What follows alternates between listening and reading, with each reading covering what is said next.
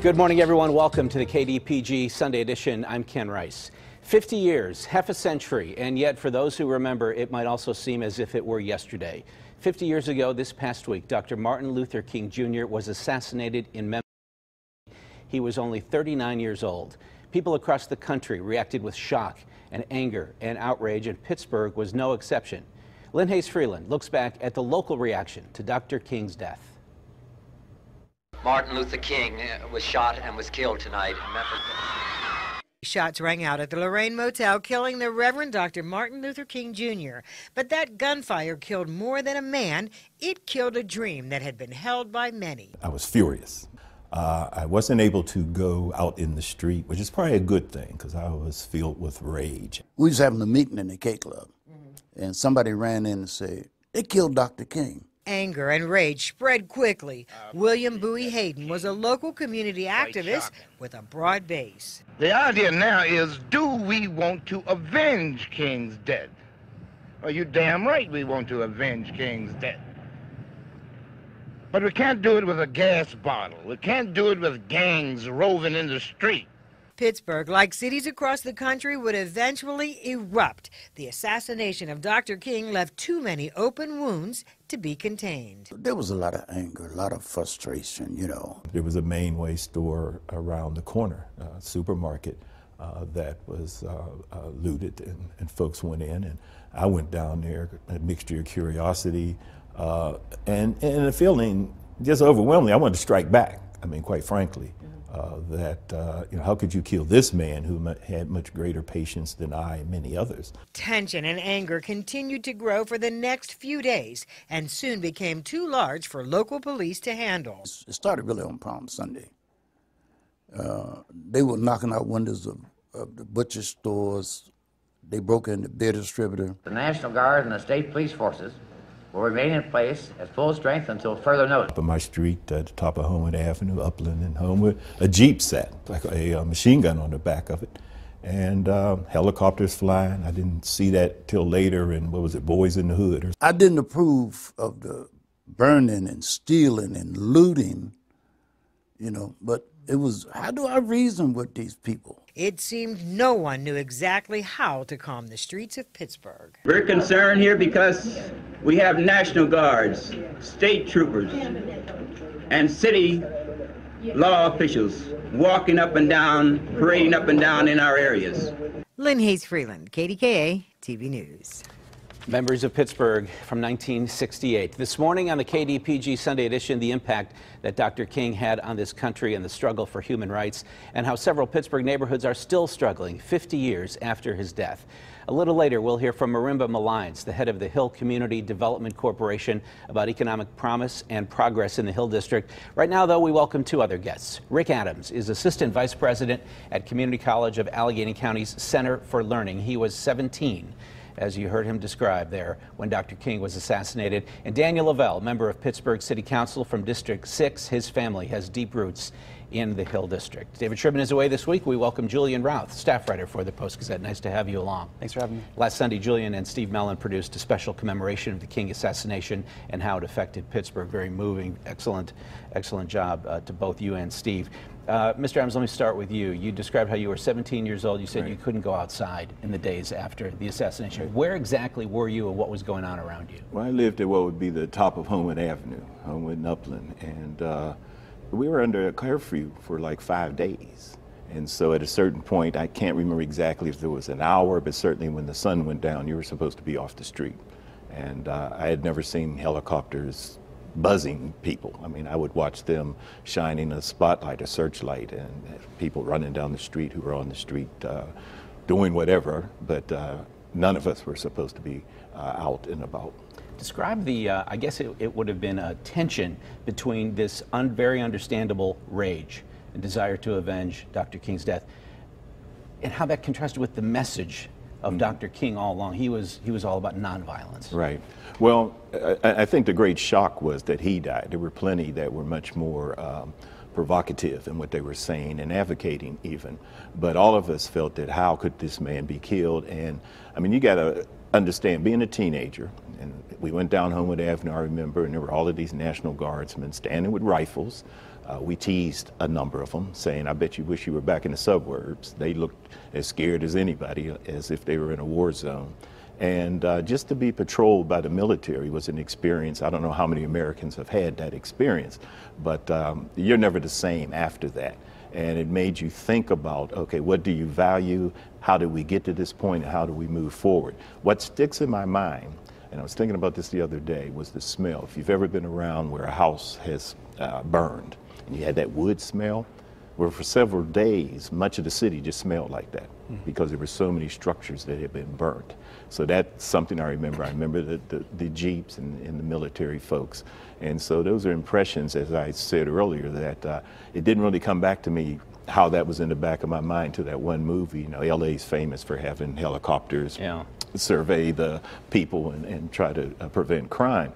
But at the point in '68, that was new. Yeah, that had never happened. Councilman Lavelle, let me get to your family's recollections of that era in a moment, but you mentioned the helicopters flying overhead. I want to show you a clip. KDKA-TV's Marie Torrey covered an incident in which Pittsburgh police flying in a helicopter were shot at in the days after the assassination. Watch this. In the helicopter that was fired at this afternoon were the pilot Dub Bailey and Tom Offerman, a city detective. What happened this afternoon, Mr. Bailey? We were flying an observation patrol in Homewood Brushton area and heard what we thought were rifle shots. Tom thought it was a pinging sound on the machine. I think it was shots fired from the rifle. And at the time, there was not a definite confirmation that there were, but later we learned that there were actual shots.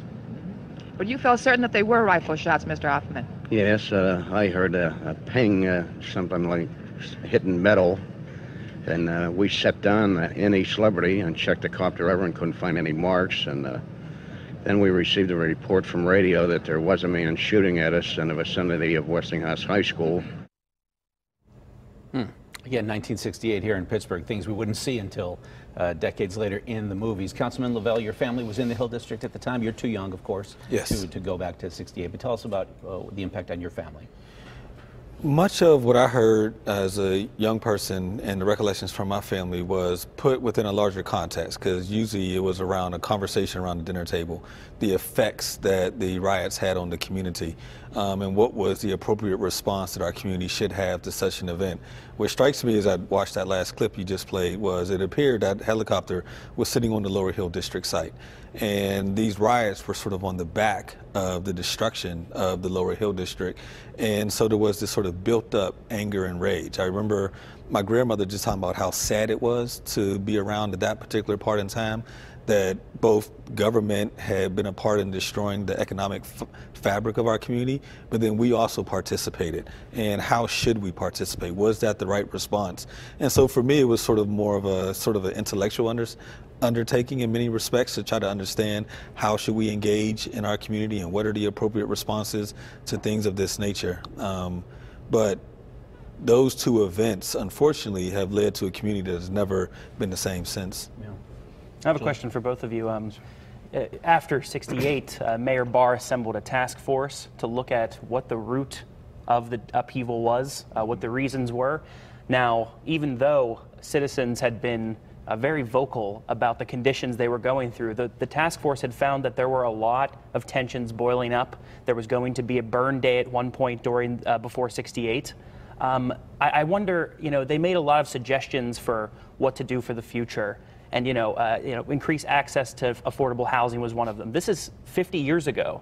What are you seeing over time?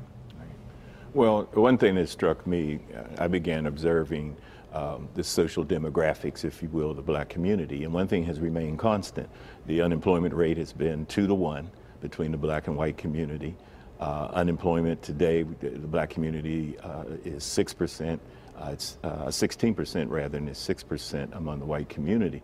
So that differential deteriorates over time. Families, neighborhoods, generations, it impacts just every aspect of life. And many of the recommendations, you could dust them off and bring them back today. Certainly jobs. Back then, jobs, and particularly for the youth. And even though that was the main purpose to get revenue, it was also to give the youth something to do. I mean, they always speculated about a hot summer. When was the next hot summer going to come? But we still have very high disproportionate unemployment among our youth. Now we do have Earn and Learn, which I'm glad to see that program. It follows in the tradition of many programs that we've had. But to me, we continue to not pay attention to that kind of forgotten group. They're not the youth. They're 21 to say 40 something, that God's blessing folk to live into their 80s. What are they going to do? Are they going to be gainfully employed? What can we engage them in the very basic economic and social fabric of our city?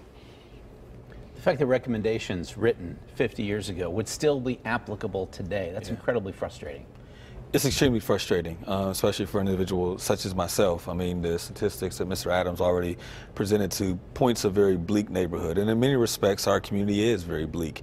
When you look at average annual income, when you look at the fact that we're just now, 50 years later, getting to the affordable housing issue on the table. We're just now, 50 years later, trying to think through, after the destruction of our community, how does government participate in the rebuilding of it? And how do we proactively help actually put those recommendations to play now, 50 years later? It's very frustrating, but at the same time, I have some glimmers of hopefulness that we're moving in the right direction. Do you ever allow yourself to wonder if not for the rioting in 1968, if not for the displacement that occurred with the construction of the Civic Arena, what the Hill District might be like today? If I had to speculate, I would think it would continue to be a thriving, probably very multicultural community. It would still have its business districts intact. There would be people of all economics, from the janitor to the bus driver to the school teacher to the lawyer to the pharmacist, all within the community. I think it'd be in a much different place, a much more positive direction than where we are. And Mr. Adams, we got to let you go before we go to a break. But just before you go, would your life have turned out? This was a turning point in your life, I'm assuming, and that you became focused in an area that perhaps you might not have had this not happened when you were 17. My commitment from my parents and my upbringing in the church in particular, I've always been concerned about my fellow man and woman, that we need to be involved in our community. And one thing that was evident then, and I think where we're in trouble today, is the call to restrict public services in the public space, if you will. Wonderful things have happened in this country when the public sector was involved. When you start talking about privatizing everything, I think we're going in the wrong direction. And so things like housing, education, healthcare, we need to really re-evaluate the importance of those sectors and the role that tax money, that the public government entities have played in making life better for all of us. Thank you so much, Rick Adams. When the KDPG Sunday edition continues, we'll be joined by Barima Malyans of the Hill Community Development Corporation. We'll be right back.